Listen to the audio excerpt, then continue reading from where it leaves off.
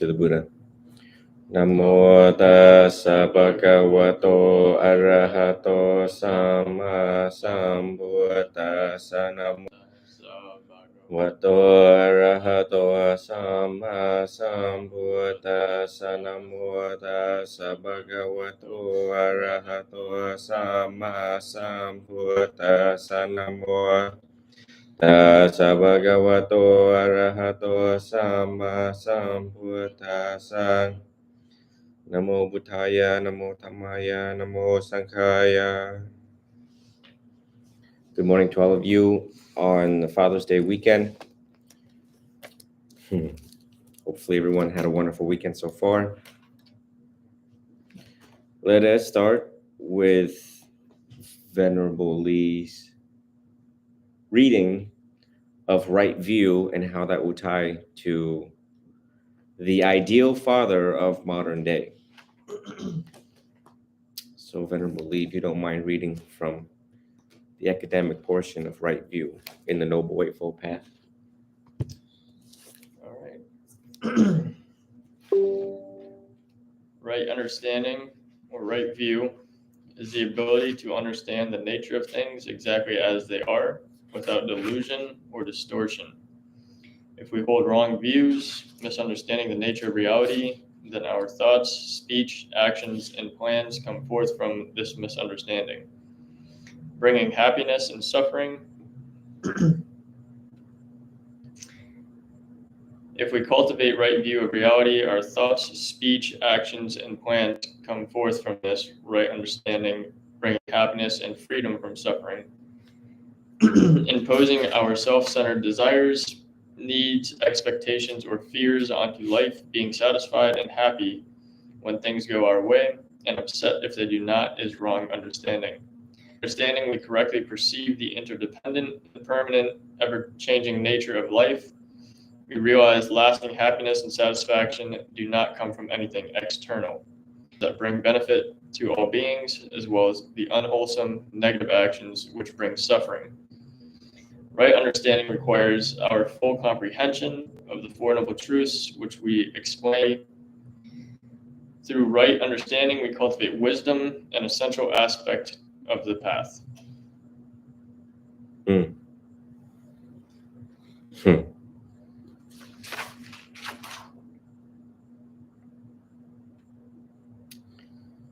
Furthermore, striving, right understanding, also known as right view, is striving for a direct insight into the true nature of reality and self, the impermanence of all things, no I, and the unsatisfactory nature of contingent human existence. So today I'm going to try to blend this together of right view and Father's Day with the existing student, and Julius is joining us here shortly. I'd like to say hello to Sergey if he's watching, who is now in Maryland. Sergey and Jorge has been diligently practicing and communicating together. And what I miss about Sergey is, Venerable, can I get you something to drink every morning, unfailingly?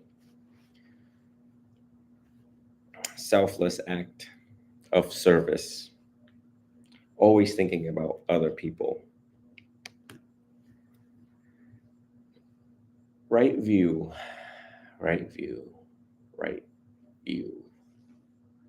You can technically meditate on right view by closing one's eyes and repeating right view, and the definitions of right view. So Jorge, did you get a glimpse of what Venerable Lee said about right view? Yeah, I thought it was very wonderful. I went to something similar where I had to look at the nature of things and the perspective with regard to how everything is dependent on other things. And so having an understanding of,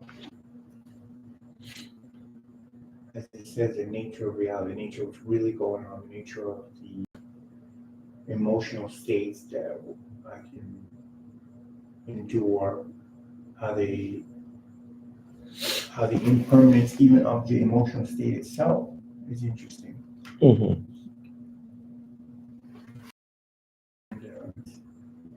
Clear in that way, and then that emotional reacting. There was one point that really stuck. The ever-changing, interdependent, impermanent, ever-changing nature of life. And then I like when he said that it can either bring suffering or it can bring understanding to bring immense suffering or immense benefit, depending. And I think the important one, at least for me, has been the one of suffering. Um, life is suffering because we have that wrong view. I like that. That's so true. That's the only reason why it is suffering. So it really comes down to, again, to us. It always comes down to us. And viewing it, and we suffer because we view it wrongly. Like if you had fog glasses or something, it obstructs the view of it, so therefore you can't see it for what it is. It's easier to mention energy as it's unfolding before you. For myself personally, that is actually the indicator to stop. When I feel that there are physical parts of me that are not in unison and harmony, then I know that there's something going on, and then that triggers that. Okay, what am I looking at that's not right? How can I observe this so that it's not causing this type of reaction? And that's what's helping me. Like I said, it's difficult for every day of us in our evolved states that we are as humans currently in the world and the universe, that this biological thing that was embedded in us to watch saber-toothed tigers and make sure we don't go to that cave has now turned into something psychological where we stick to it emotionally, as I've been experiencing recently personally. So thank you for that, Brenner. Really, that was wonderful. You're I welcome. appreciate you so much.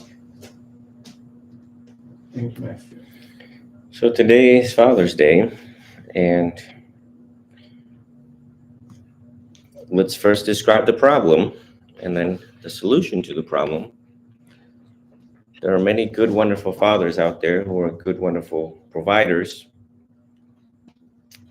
and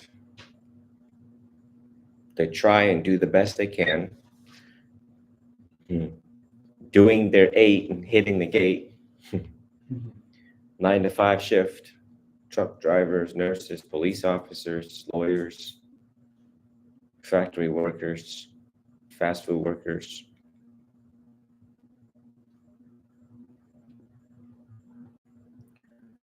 What made a father? How did you become a father? Sometimes it's planned, sometimes it's not. Sometimes we start off with, I really want to have a kid. I want to have a family one day. And there we have a family. And some, a lot of oopses in life. Lots of oopses in life. And that's okay. That's okay too.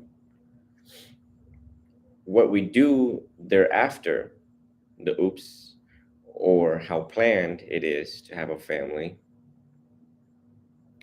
is what matters and is important. Now, as everyone know, most of my counseling sessions, majority of them, has to do with youths that are suicidal, and they come from homes of no parental supervision. And by the way, Father's Day also denotes moms too, who have to hold dual capacity as both mom and dads. To crack the whip, but to be the loving kindness mom that you are, understanding mom that you are.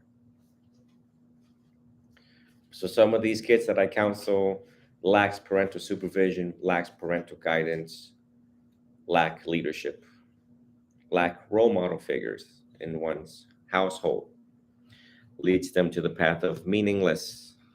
Life is meaningless. My life is meaningless. A lot of self-defeating thoughts, behavior, and actions that leads to the suicidal path.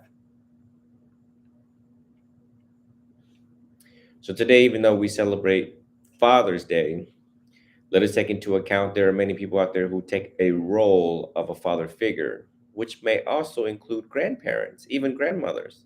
Hell, some grandmothers do a better job than actual real biological fathers.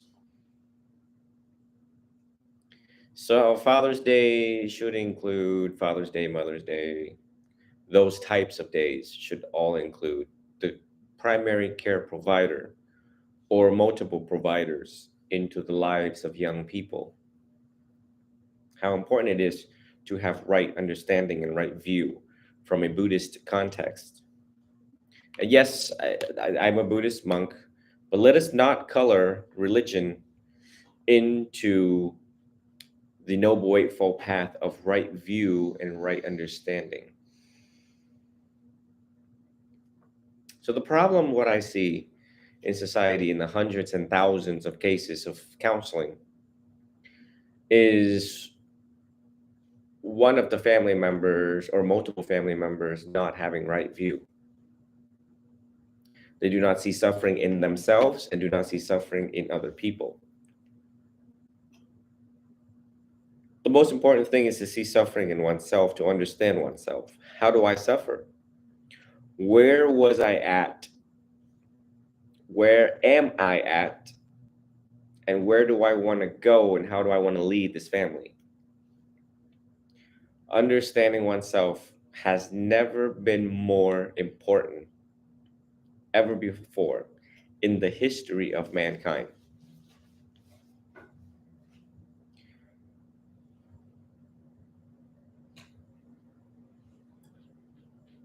Why do fathers get angry?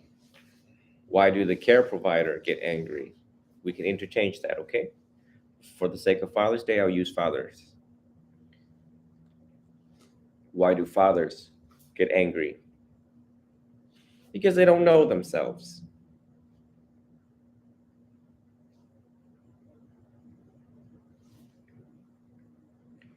Why do we react the way that we do?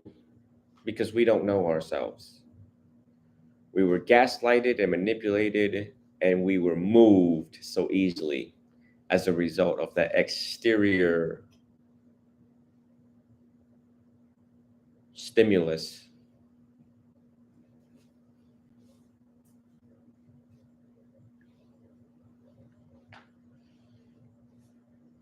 So easily moved because we don't understand each other. Don't understand ourselves. Haven't accepted ourselves for who we are. Haven't come to peace and make peace with ourselves and our mistakes.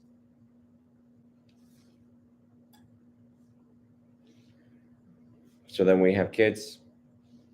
Then we exert anger directly, indirectly, causing direct harm, indirect harm. Then our kids grow up to be angry kids. And thus it just goes down the line of generational trauma.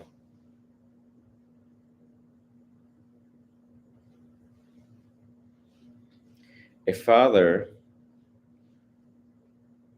is charged with the obligation, duty, and responsibility to lead himself according to the Noble Eightfold Path.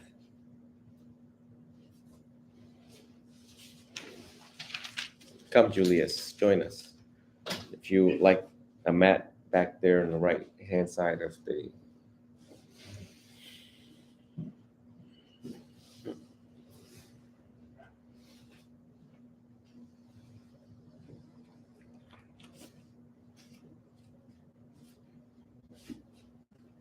since you're up, if you don't mind grabbing us some waters too. Thank you so much. Charged with the responsibility of leading, guiding, directing, that leadership, the role model figure. So let's back up a little bit. From the teachings of the Buddha has been around 2,566 years old, 66, 67 years old. Thank you so much. And a wise person would try not to be a father in the first place, or at least the biological sense of it, because we already knew the Buddha left because Rahula, his son, was a ball and chain. Attachment. Attachment. So technically, the wise thing to do was to complete one's spiritual growth and development in completion in one's lifetime, in one's cycle of life. Some can do it quickly, some take a little longer. Now, once you have completed that cycle of spiritual attainment, go ahead, then be a father, because now you know how to be a father. In Thailand, before men get married, they have to be a monk for 6 months, a part-time monk, one of us. Same color robes, everything, for 6 months. So that they learn not to cheat, not to lie, not to kill, and not to steal. Kill who?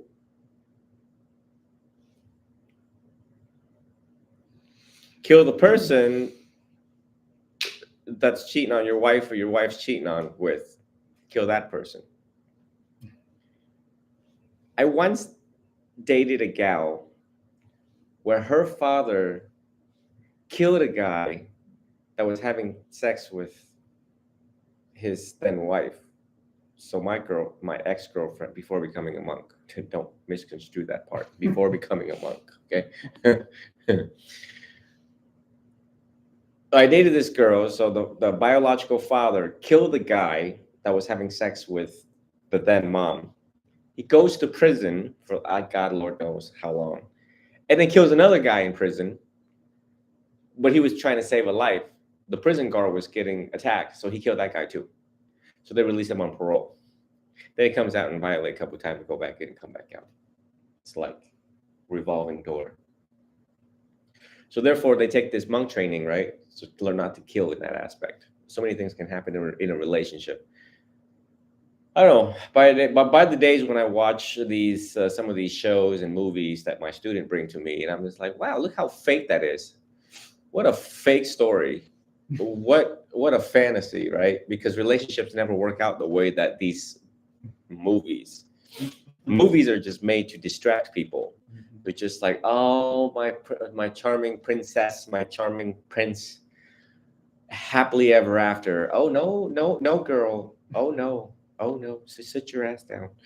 Oh no, it ain't gonna play out the way that you think it is. Go ahead, put a ring on it, find out, see what happens.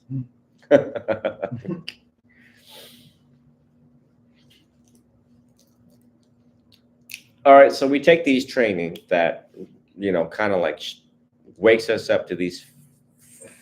It's kind of like a warning, like, hey, you're about to get married, dude. So this is the thing that might happen in your relationship where your views could be obscured and things are going to happen. The cheating, the lying, the killing, and maybe not the killing, but the cheating and the stealing and the lying, the existence of that, ever present in any relationship. And people lie and they cheat and they steal because of fear, right? So in Thailand, that's that. All right. So back to the point. You are supposed to know yourself before you become a father. Then you become a father. And now here we are with kids. And if you have kids, and if you are not spiritually attained, you have not attained spiritual awakening, or as close to awakening as possible. And it is up to us to tell you all how spiritually attained you actually really are and at what level. A skillful teacher can tell you that by observing you, perhaps from months to years, to give his interpretation of where you are in life. Then now if you are not spiritually attained, if you're not spiritually enlightened, you now have a direct, immediate, urgent, important, salient responsibility to drop most of your priorities and prioritize yourself and how you lead the family in a responsible way and manner to ensure the happiness and the healthiness of the family system and unit. To pay close attention to your child's needs and wants. more the needs. The children are difficult to figure out. So you have to educate yourself, update your software by reading, such as psychologytoday.com and human development theories, all of the theories, so that you can figure out the roadmap to lead the family in which way in accordance to science, in which way accordance to empirical evidence-based practices, which way that is most appropriate in the eyes of the Buddha and the monastic order, which is why you're here. It's why you're watching a monk giving you this talk. Right? What would Jidao want you to do?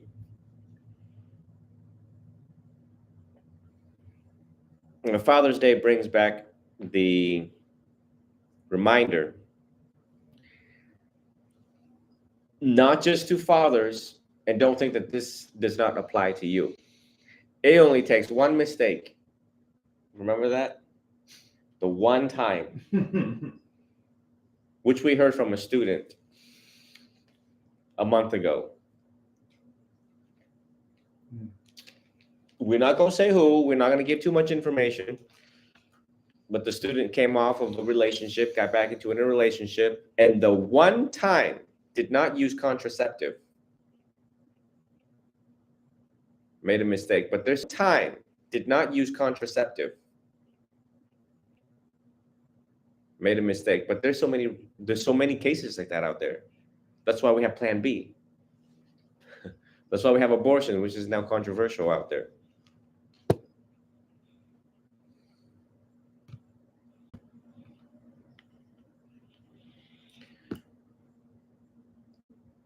For those who don't want to be biological fathers or has completed one's obligations because the child is now 18, now it's time for all of you and all of us in humanity to cultivate ourselves as a venerable father, ready to lead the flock. Lead the flock. Feed the sheep, with what the Bible would say.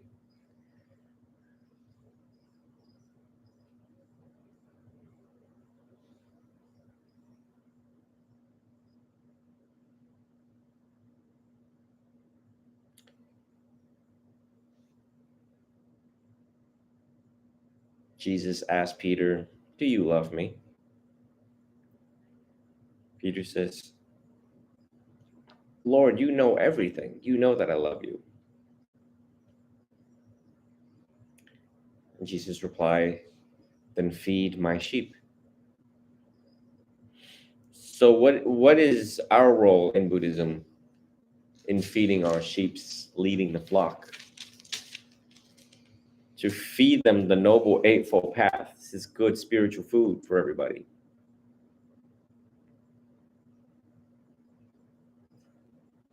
Right understanding, right thought, right speech, right action, right livelihood, right effort, right mindfulness, right concentration.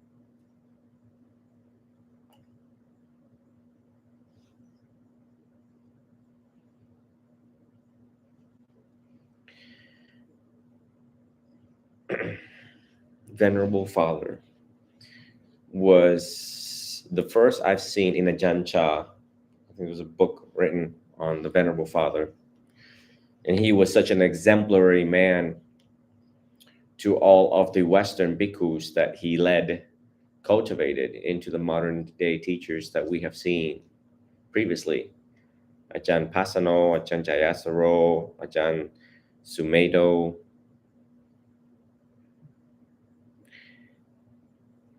And then I started focusing just that part, Venerable Father. Then I find myself in a position of a young Venerable Father myself, having many children in the whole couple of years of counseling.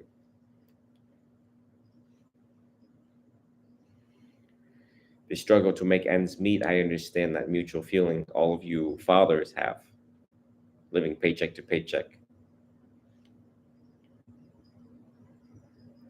But worthy of veneration, worthy of respect, worthy of held in deep respect is something that we should cultivate within ourselves.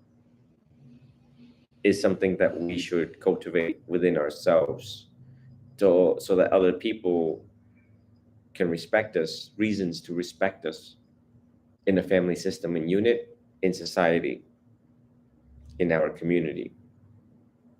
A noble man, a noble woman.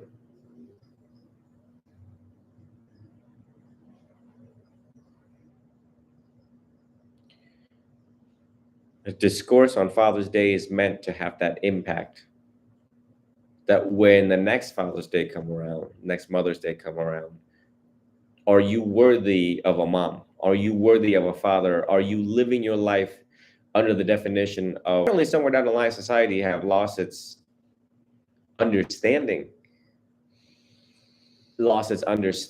of what a father is and what a mother is. What is my role, duty, and responsibility? Well, because school doesn't teach us that, right? School doesn't teach you how to love and how to lead a family, having a family, not knowing how to lead the family unit. And they just like ask themselves these questions and never come up with the right answer. And then lead the whole family unit and system in such a way.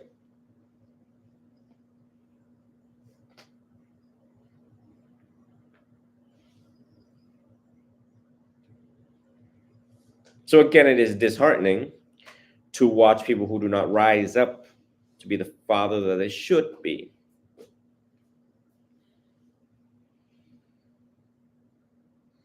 You know, in the Catholic world, they say, you are perfect, just like your heavenly Father.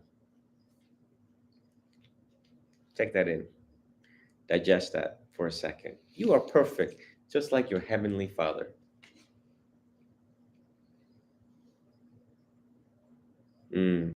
That's deep. But just how perfect are you? When you ask yourself that, just how perfect am I? What is perfection?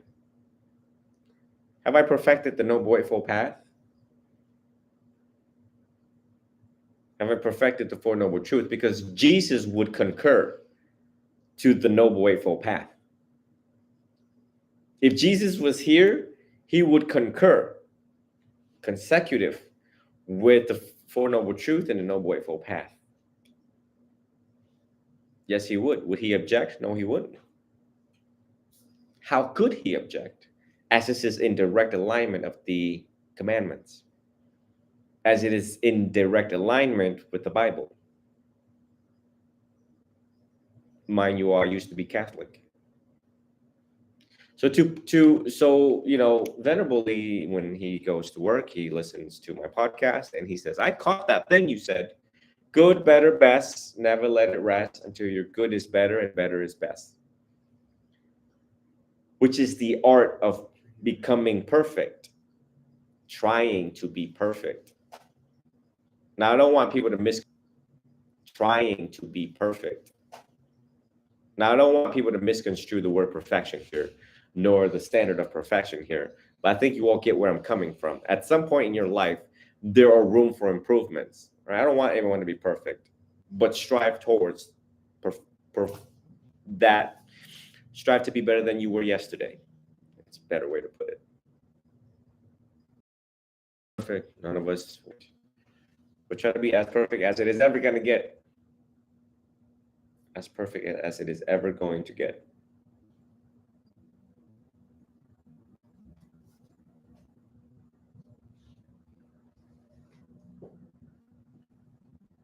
Julius, enlighten us on your reading so far. What stood out for you in your book? So right now it's kind of just going through stories that the Buddha has told to his disciples. I think the original. So he's just telling us about that, and kind of dialogue between himself and the ascetics. And the stories kind of just relate. Like each story kind of has a meaning behind it. So, do you remember the details of it? There's multiple. I don't necessarily share some, whatever you remember. What are your favorites? Julius walked in, so I want to exercise Julius's gears in his brain. Got to exercise them gears.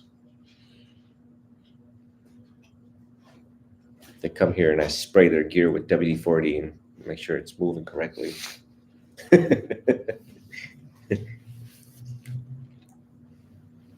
So recently, the Buddha was trying to get across the point of to withdraw from bodily and consensual pleasures, and so he kind of uses the analogy like, suppose there was a wet, sappy piece of wood, and the man tried to light a fire with it. Will it work? And obviously, the ascetics are like, it will not work.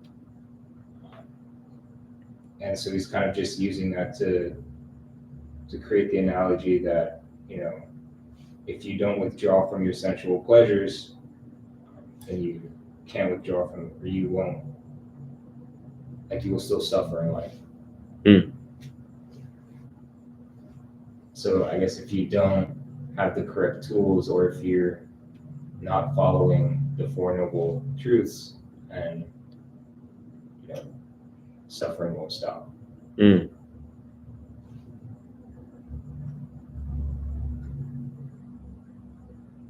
Did that book convey his life so far? It talked a little bit about How he left the palace, ran away? It didn't go into the whole story yet. No. Mm.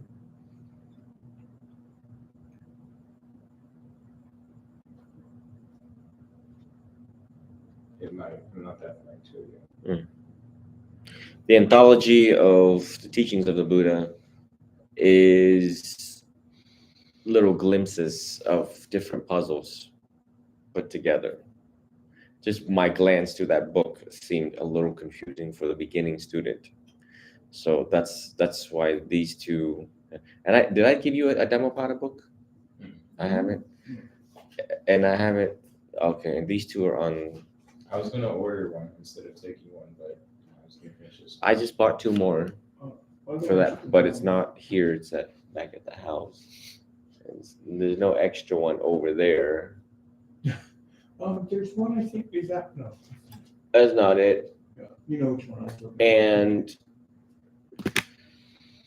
it's okay. I bought a couple more books. It comes sporadically. That's why. I never know when he's gonna be here or not. And so I could give them one. no, there's plenty. But everything's a good test. Whatever he's stuck with, I'm also gauging how many pages he's flipping to do them.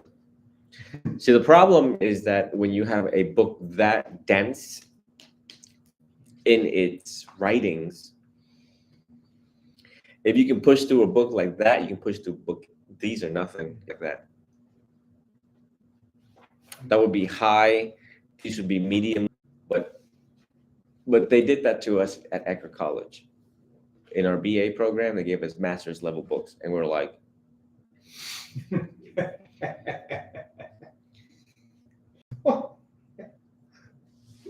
I had to like every word, like in a paragraph, we all know paragraphs are this big, and half the paragraph I had to look up words.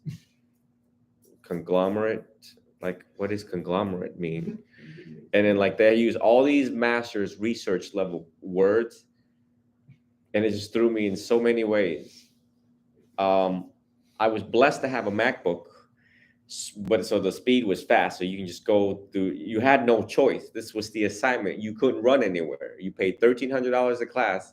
You can't run anywhere. You can't scream help. You can't do it. Everyone's got their own thing. You can't ask people, because you could see in their face. They all had something going on in their life. So you can't be like, hey, Susie, what that mean? Susie ain't gonna tell you, because Susie don't even know what it means. We are freshmen, kids walking into master's classes, master's degree books. I still have them. Hell, might be a couple over there. Might be a few over there. But so anyway, so what I learned, the statistical techniques is one of them in there. Community health is one of them in That's not too bad. But so we were like, it messed us up. It messed me up, the program for experienced learner, because we were working adults. The program was made for adults. The program since expired because it couldn't keep up with the competing edge in colleges nowadays. But it was such a beautiful program. But anyways, my point is that I had no choice but to push through it flawlessly, and I did. I did it. If I can do it, any one of y'all can do it. And I had bad ADHD, bad, horrible.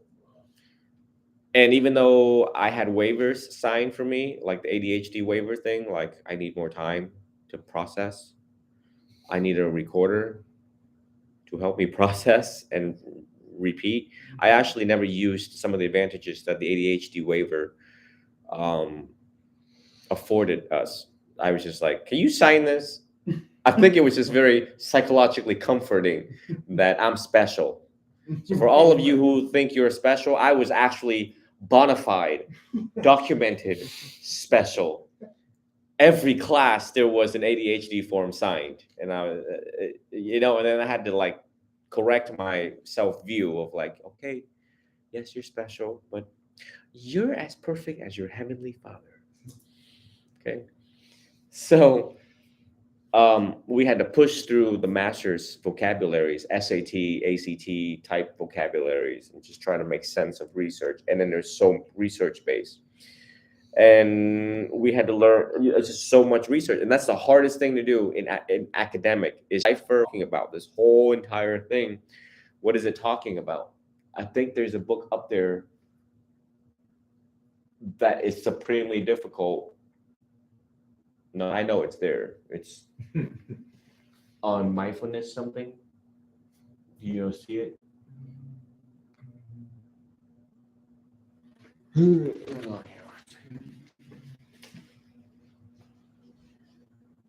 Well, so meanwhile you wait, you can take that. Oh, right here. All right. Oh, shots fired. Okay, so this right here, like you gotta have a PhD to read this. Because if you don't have a PhD, there's no way you can understand what the hell this is talking about, the research behind this. It took me, God Lord knows, how many months to fight through this book. So my point is that if you can get through the anthology right there, I want to go back to this. And that's a matter of what you all reading now is kind of like, huh? This looks innocent. It looks so innocent. It looks so innocent, right? Like I thought it was. I'm like, oh my God, look, it's so adorable. And I'm reading it and it's got citations. Look how many citations it's got. And so this is something I have to go back through again. It's got all sorts of research, ACT, CBT in here. And the references behind. So each love and the human condition. So basically it's research in a book, right? This one is from Self-Compassion and Acceptance Commitment Therapy by Kristen Neff and Dennis Turch. Both of these guys are from University of Texas and then Weill Cornell Medical College. And they're like, what is self-compassion? And then it tells you compassion involves sensitivity to the experience of suffering coupled with a deep desire to alleviate that suffering. Self-compassion is simply compassion directed inward. Drawing on the writings of various Buddhist teachers, has operationalized self-compassion as consisting of three main elements: kindness, a sense of common humanity, and mindfulness. These components combine and mutually interact to create a self-compassionate frame of mind. Self-compassion is relevant when considering personal life situations that are outside of our control.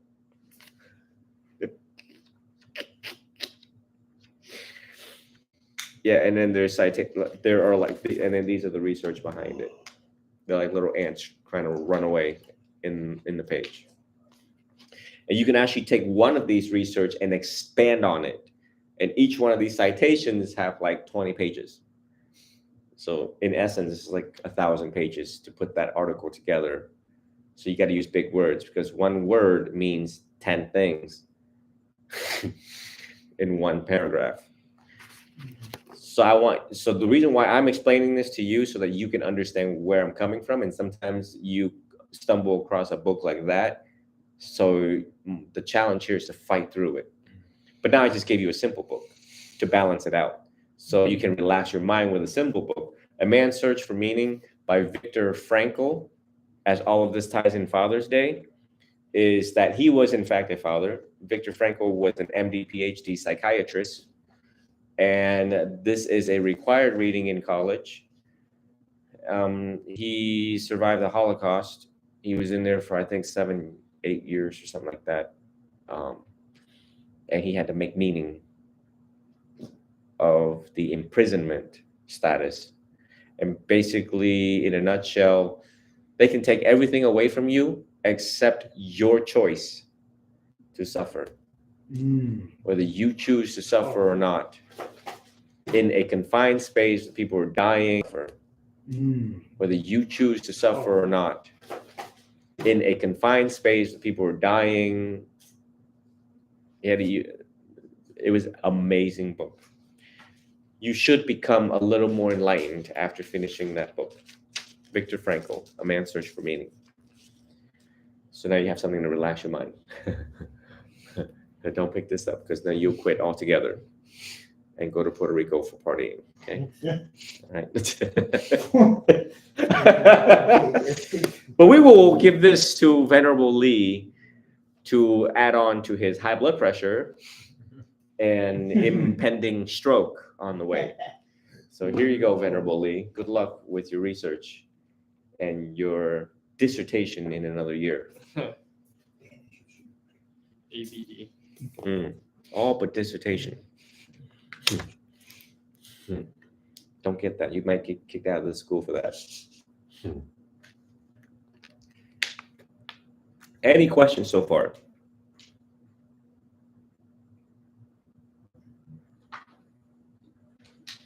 I apologize. I didn't hit live on my Red Facebook account, so you all gonna have to go back to my either YouTube or the Red account. It's too many computers in front of me. Yes. Any questions so far?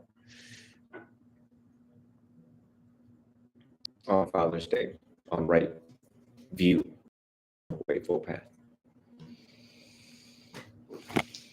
I guess I have one question. Mm. You were talking a little bit about It constitutes murder. In all elements of murder, it constitutes murder under murder of, okay. That means you have knowledge that there's life, your willingness to take that life, and the methods to take that life, and successfully taking that life.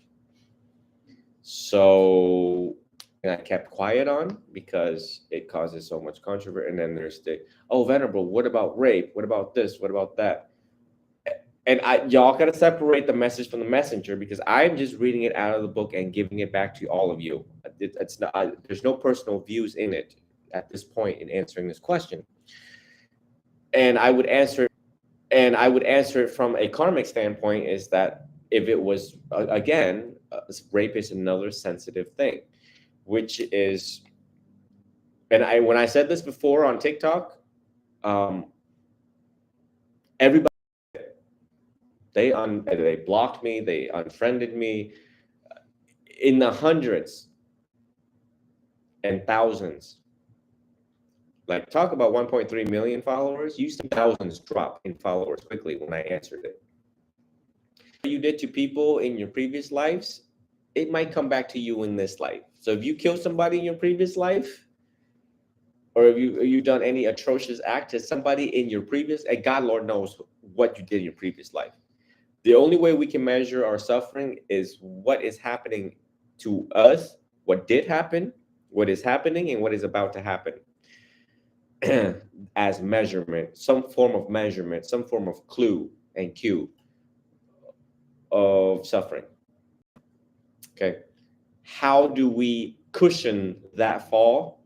By giving more and taking less. The same thing I have repeated, Lord knows how long. And one primary example is me. I don't think my suffering is going to stop.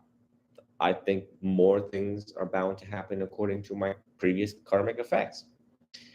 Whether that exists or don't exist, I'm going to pretend like it exists. It is wise fear. So therefore, I'm going to continue to give more and take less. Right?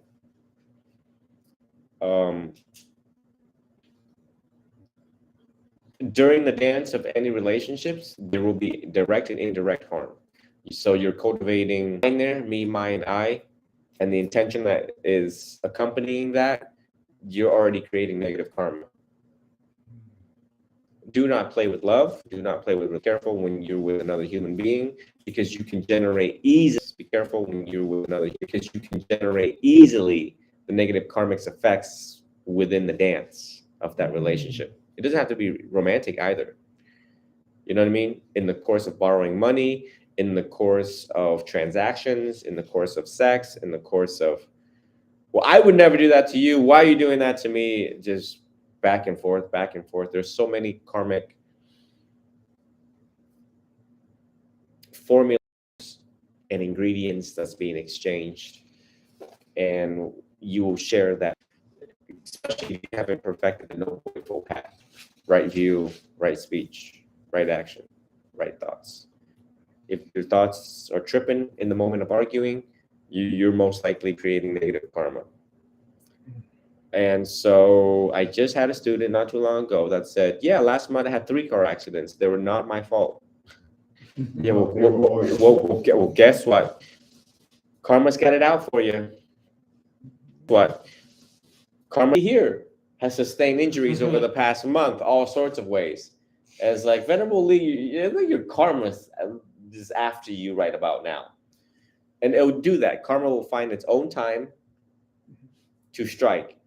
And it's going to find like the worst times of your life to strike in successions times 3. And so I asked the student, I asked the girl, I says, all right, well, I hear your story. These are things that has transpired. I believe you. Now, let me ask you this. Have you given to charity that month, this month?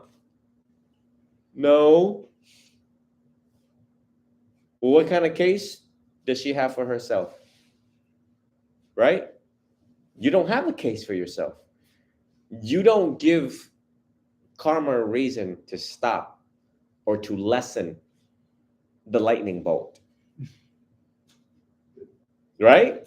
If the Lord Karma says, okay, yeah, I threw some Maras at you, and the Lord Buddha gave you the antidote to try to stop me, to try to keep me from throwing the lightning bolt at you, by telling you to give more and take less. So I'm Lord Karma, and I'm going to ask you, what have you given this month? Nothing. And he will unleash his army of Maras and everything else in between. Therefore, I don't feel guilty revising my policy these past couple of months in creating causes and conditions for students to give.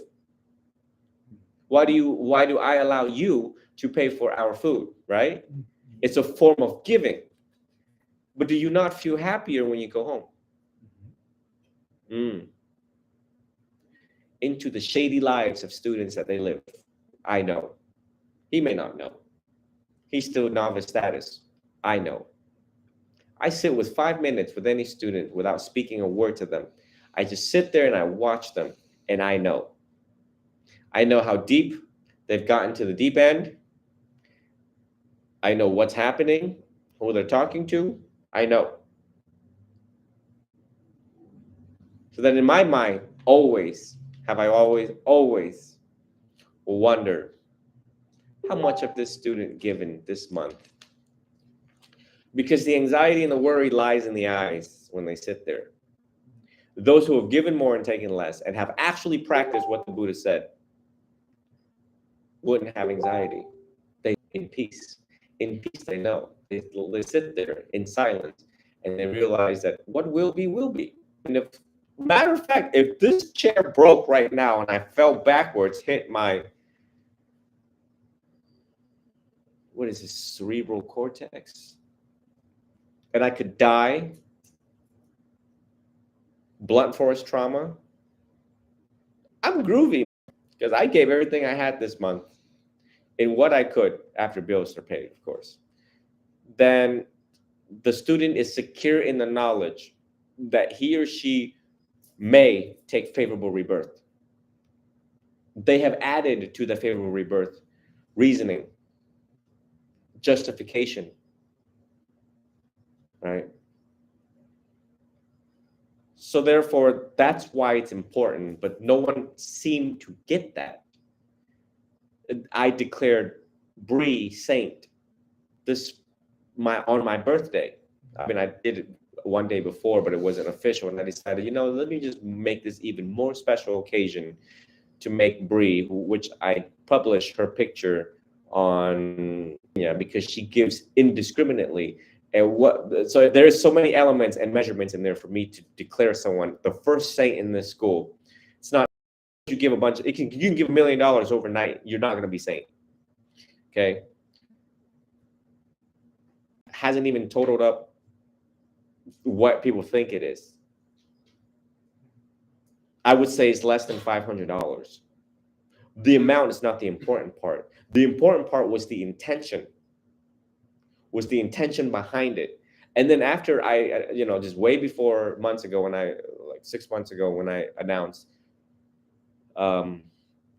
suspension of programs, she thought the one-on-one sessions was also terminated. So she continued to give, thinking that I could no longer do one-on-one sessions. No, that's still happening, but it was her thought. You see, I'm not getting nothing out of this, but yet I'm still giving.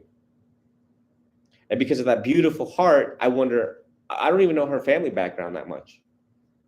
Perhaps she got good parents that taught her well, perhaps. But then she sends the money and she put Donna in the section in the notes.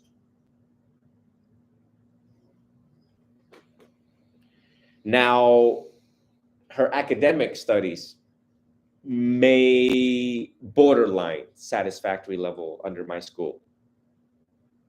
So like I said, if you don't show up to class and you don't study, well, the least you can do is give. When you think of that one act, the act of giving alone, actually somewhat contributes to your education and you not even know it. Some people study all day, every day and don't give. Useless humans. People who give, eventually the education comes naturally without ever having to open a book. Because the action of giving alone teaches humility, it teaches generosity, teaches interconnectedness. And giving means dedicating one's body, speech, and mind for the benefit of humanity, not just money. If you go out and you volunteer at a hospital or assisted living facility, give to homeless people. Yesterday, did you catch the view yesterday at St. Vincent de Paul? Every time on Fifth Ave, when you go past St. Anthony's Hospital, St. Vincent de Paul's on the left, and the car came up, and it was a poor-looking car, which is like an older model, perhaps Nissan or Toyota. No tint, clear windows. It wasn't a Maserati. When was the last time you seen a Maserati pull up to a homeless shelter? Apples, mind you, one of the cheapest fruit you can buy. And bananas. Right? But I challenge anyone who's watching right now to do that. To go there and pull up with 20 bags of one banana, 20 bags, and give it. And let that be a teaching lesson. And what was it the Venerable Chidao wanted me to know by doing this? Well, number one, do it. And then you'll find out what the lesson was about. And then take yourself to the beach and sit your behind down and rejoice in that one memory that will last for the entire lifetime.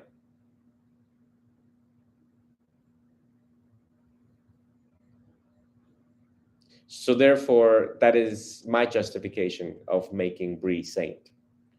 And matter of fact, I hope to make more saints. I like to sit back at 60 years old and realize I have 500 saints, just like 500 disciples and thousands of other disciples in the teachings of the Buddha. I mean, when the word thousands come to mind, it's like, wow. Mahasi Sayadaw perhaps led 250,000 to 500,000 people into stream entering the streams of consciousness, which is the first actual Buddhist sainthood. But I'm pretty sure I've done quite a few already by just through my teachings alone have led people into stream entry. I'm sure of it. Has to be. Just because of the podcast, of the invitations of the podcast, people took certain sentences and paragraphs that I have said and like glorified it because it meant something to them. So that means it clicked. You only need one sentence for it to click. Some people can actually become fully enlightened with just one sentence by letting all three things go. But yes, I don't really care about leading people into stream entry. It's like, yeah, great, keep going, because you got the other three stages to attain. But what will be the most defining thing in my life towards the end of my life is to sit there and realize that I canonized so many saints in giving. And these are the actual bona fide angels that will most likely reach heaven by and through giving alone. Now, as I sit here in front of you, do you think I am afraid of hell? Because I've given all my life. I'm confident even if I commit murder, I may not go to hell with the abundance of giving and the abundance of lives saved. Of course, I'll never commit murder. No, call the FBI. And at the time of this talk, I'm in the right mind. I am alert, conscious, alive, intelligent, not under the influence of drug or alcohol or any prescription medication. That's my disclosure. Okay. And is an active member of the judicial system. I've never been disbarred. Have never been dismissed as an interpreter. So, you get what I'm saying? I think everyone gets the point, right? It's not about me, it's about y'all. It's not about me, it's about the act of giving and dana. It's just so very powerful. It's just like, you don't even have to study Buddhism. You just have to give, and you see that the greed will diminish, anger diminish. How can you continue to give and be angry? Find me the science behind that. Right? And how giving constitutes wisdom in the Four Noble Truths. You ask someone who's given all their life to sit here and talk for an hour, and you realize that they're hitting elements of the Four Noble Truths in different spots. May not be in order, but in different spots, they're hitting it. Or the Noble Eightfold Path, they're hitting it. And you realize, yeah, dude, we have suspicion that you're going to be a saint. You're doing the one thing that is so hard to do. The Presidential Volunteer Service Awards got like 3 standards, like silver, gold, and lifetime or something like that. I had enough hours for the Lifetime Presidential Volunteer Service Award. The certifying agency, I have reason to believe, was not in alignment with their books. So they didn't sign off on it, or else I would have gotten the highest honor. As one of the highest honors in the United States to get. Okay, but ask yourself, why did the White House do that? They measure it in the thousands of hours that you put in. And I think the lifetime one was 5,000 hours. And I put in about or on point of 5,000 hours. Because every time I volunteered, I took pictures of start and then finish. So we not only have witnesses that is still alive. We have pictures and live videos when these events are unfolding at the monastery. Okay. So anyways, but why did the White House do that, right? You have to ask yourself, because giving back, just besides money, the human effort of giving back is also profound in the eyes of the White House. So that they made that program so that they can, so that they receive these applications in and they dish out, certificates from the president that says, yeah. But it's when we look at it from a spirituality view, the White House just made you an angel above all its citizens in the United States. You ever thought about it that way? The Presidential Volunteer Service Award is them certifying you to be an actual angel in a very greedy country, the most greedy country the world has ever seen. Individualistic society. All right, I'm going too long on this subject. Any other questions so far?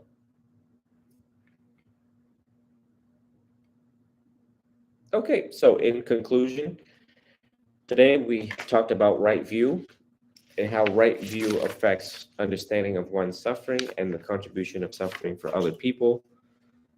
Cheat sheet. Distortion.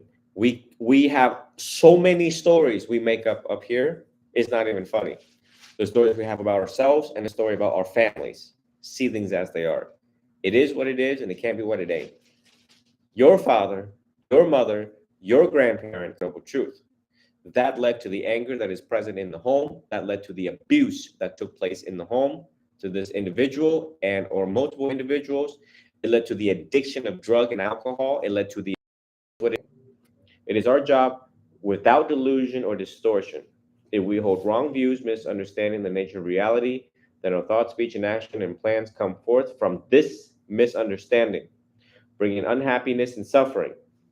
If we cultivate right view of reality, our thought, speech, and action and plans come forth from this right understanding. So you got to have this, or else the other seven noble eightfold path don't matter. So the application of right view goes to all fathers in the world. You are good and perfect. If you're not, well, then be good and perfect, as perfect as it's ever going to get. Lead the family towards the path of happiness and healthiness as it should be. Follow evidence and guidelines from science, from the food pyramid to the American Psychological Association to the teachings of the Buddha, the Dhamma. More resources can be found on buddhanet.net and access to insight.org. Again, we want to eradicate ignorance and the secure understanding of right view. In the middle of my talk, I also emphasized about knowing yourself, know thyself, right? Jesus said it, Buddha said it. All of the philosophers in the past have said it, know thyself. And if you still get angry with your family members because you haven't known yourself, and if you are still angry, you're letting them manipulate you. You should not be moved by things that is happening outside of us. So therefore, more practice. Practice makes perfect. So that concludes my Sunday service for Father's Day. And kudos to all meaning, the true deep meaning of a father, a provider, a protector, a leader of intelligence, of bravery, of courage, of responsibility, of honesty, of fidelity,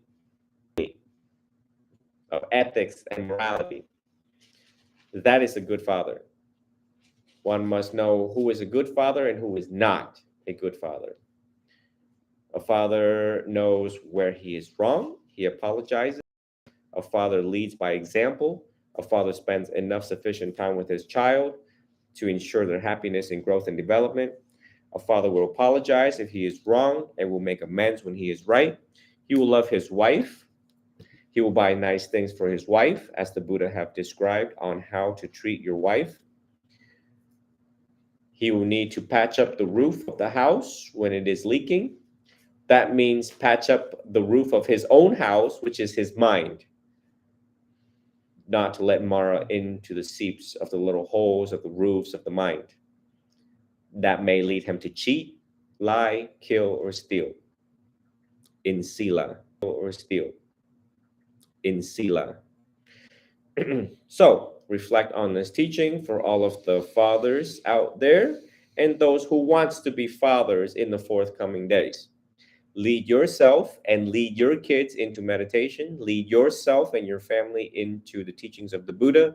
And I guarantee it, or your money back, that you will in fact achieve happiness, and the levels of happiness will subsequently increase. I also express encouragement to come back to the Dhamma if you were once there before and have fallen off the wagon. Well, time to get back on the wagon, because the future of AI, the fact that it learns algorithm, it will make decisions for you. It will manipulate you and your family. So it's best that you know yourself and you lead your family to know themselves so that they can build and fortify an armor of Dharma so that it cannot be infiltrated by exterior influences that the future may hold. The future of automation. Let us conclude today's session with the blessing verse. Yatha varivaha pura paripuranti sakarang evameva ito dinang petanang upakapati ichitang patitang tamhang kipameva samechatu sabbe purantu sankapa chando panyaraso yatha manicho tiraso yatha Sapitiyo aviwan chantasa paro agoa vina satumate bhavanto antarayo sukidi hayuko bhava abiwan tanasile sanichang buddha bachanino chatarang rakanto sabadi vata sababuddha nufawena sadasoti bhavantu te bhavatasa pamangalang rakanto sabadi vata sapathamma nufawena sadasoti bhavantu te bhavatasa and often. Well, let's skip the wires. Don't remain until they're done bowing.